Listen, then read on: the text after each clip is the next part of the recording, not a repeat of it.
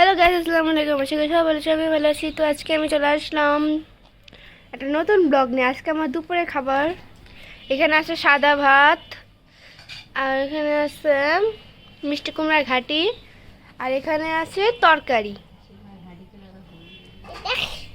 আর এখানেও ভাত আছে, আর ওখানে পাতিলে ভাত রয়েছে। দেখো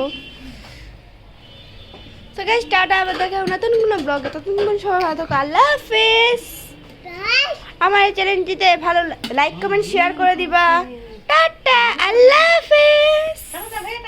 বাই দা, বাই দা, bye bye, tata tata tata দাও, এখানে দাও, এখানে দাও, টাটা